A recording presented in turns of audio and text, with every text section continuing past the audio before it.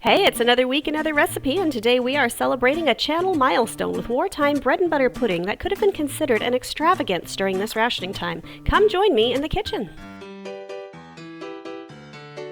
Hey everyone, welcome back to my kitchen. My name is Courtney Morris, and I cook history's forgotten recipes out of random cookbooks I find, and sometimes websites.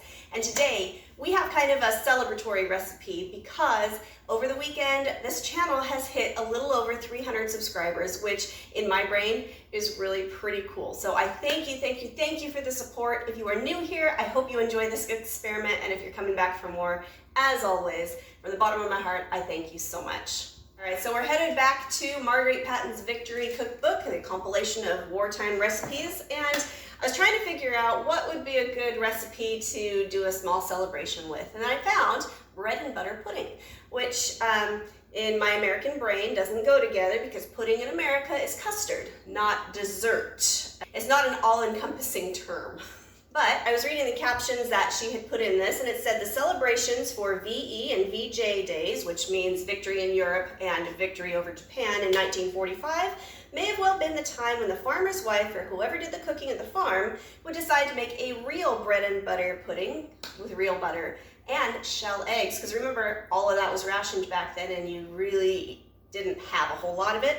And at the end it says this is a rare extravagance. So you know what? Why not? Why not celebrate 300 subscribers with a rare extravagance of something that sounds interesting? Actually, when I went through the ingredients, it almost sounds like a baked French toast, which if that's the case, I'm here for that. This recipe actually comes at good timing because I do have a hunk of bread that needs to be used before it's either going to be turned into French toast or croutons. So I figured, why not? All right, so we need 4 large slices of bread. I'm not sure how large this is, but I'm assuming if I'm putting it in a pan, it's got to be kind of thick. So I'm just going to cut it about an inch thick or so.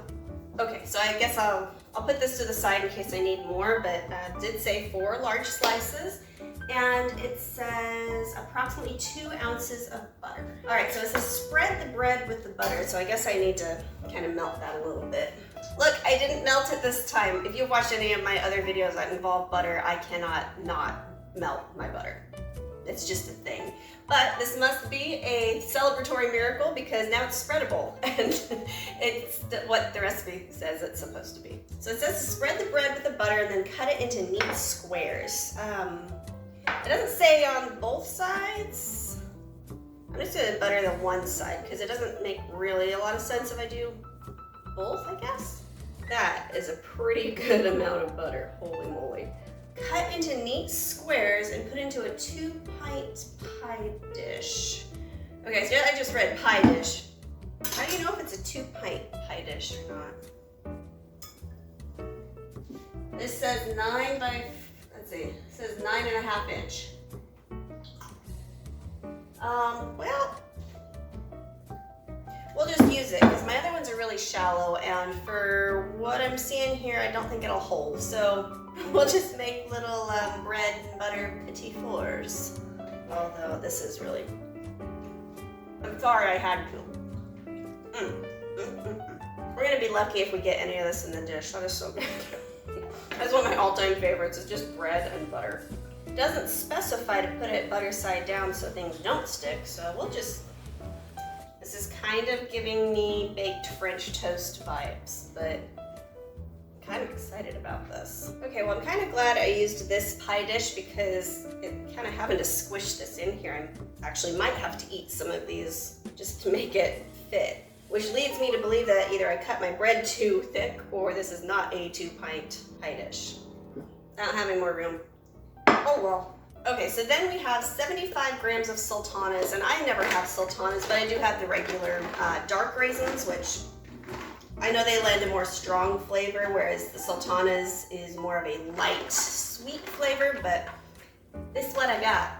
And if we are keeping with wartime stuff, you just kind of use what you got. All right, so we're just going to, again, bread and fruit. What is with people with bread and fruit? Although I'm slowly, after all these recipes, starting to realize that sometimes it's not that bad. All right, so then it says beat eggs with the sugar. So this is where People probably got a little excited that they didn't have to use powdered eggs, because I've heard that it was kind of one of those things that you just ate because you had to, and nobody actually really liked them. And there's nothing like fresh eggs. So we beat 3 eggs together with 50 grams of sugar. 1, 3, and sugar. How I lose things in my kitchen, I don't know. I don't know where my little whisk is, so we're working it. I'm assuming you want to get it to not goopy, like egg whitey, so I think I need a little bit more. And I need to take 600 milliliters of milk. I gotta figure out what I have that says milliliter on it. Because it says 1 pint milk, but that's a British pint, and my little glass thingy that had all my British measurements on it broke. So let me go find something.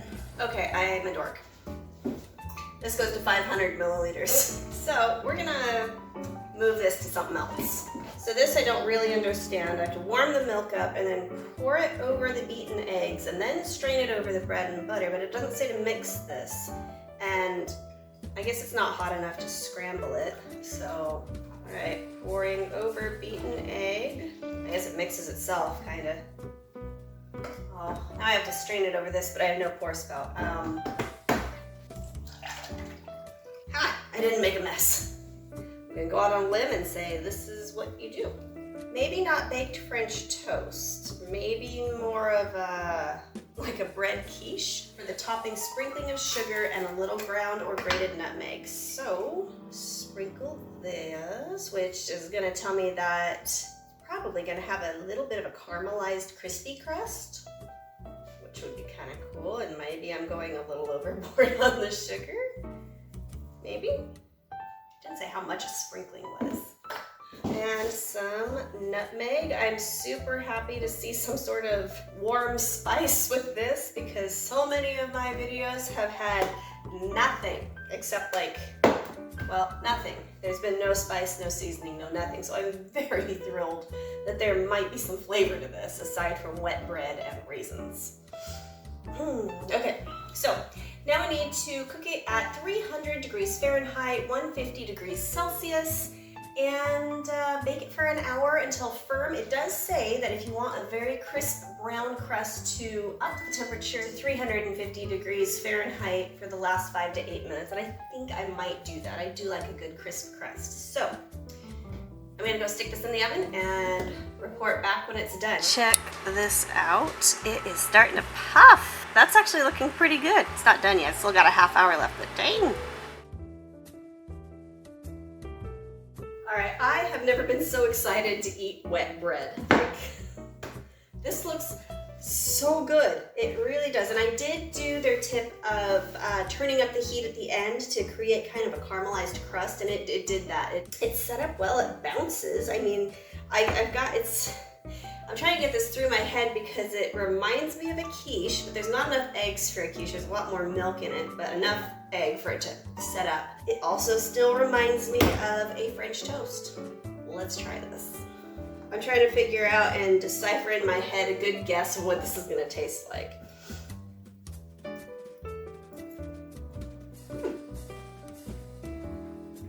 Wet nutmeggy bread and a raisin. Okay, I'm gonna try those both together. It's not bad. I will say the raisin, for once, lends a nice flavor to the base. I really like the crunchy crust. Now, Brain is having to jump a hurdle here on wet bread, but honestly, how easy would it be to put a caramel sauce on this? But really, I mean, it's good. It's good. It's solidified enough to where it's not soggy. Like it's not like I just soaked a piece of bread in milk. This is a great way to use up leftover bread. It does say that you can do jam, butter, and bread pudding, which it does specifically say plum jam, which I have, or plum butter in this case, because it's just what I made. So I'm gonna try that. That's really good. I'm impressed by this, and I'm more impressed that I'm able to stomach the idea of all of this. I'm making strides in my personal progress here. I really like it. It really came together together nicely. It's not a quiche, definitely, but man, it just melded together really great. This is something that I'm gonna make again. I really, really like this. It would be super easy to make sugar-free for my kids. And honestly, how easy would it be to make a caramel sauce for this? That would be divine. I think it would highly benefit from cinnamon and nutmeg in the egg milk mixture, just to give it a little more oomph, but I'm also one of those people that really like a lot of warmth in my desserts. I could not be happier with how this turned out, especially for a celebratory recipe. I mean, that would be absolutely terrible if it just turned out absolutely awful when we're supposed to be celebrating the fact that the channel's community is growing, and I love seeing you in my kitchen every single week. Thank you so much. Well, if you made it this far, thank you for joining me for this experiment. I hope you enjoyed this recipe as much as I did. If you haven't already, go ahead and hit the subscribe button. I would love for you to join our little community we're building here. It's getting to be pretty awesome. Also, hit that little bell notification. That'll let you know that I upload every Monday with a new historical recipe for you. And if you like the video, hit the little like button. I know it helps the YouTube algorithm spread the videos to all parts of the world, and I'd love to get to know more of you. And if you happen to need something else to watch, I'd recommend this video right here, the deep fried French toast I did a while back. It was so good. So good. Easiest recipe in the world. Go watch that. Otherwise, I will see you next Monday with a new historical recipe. Bye.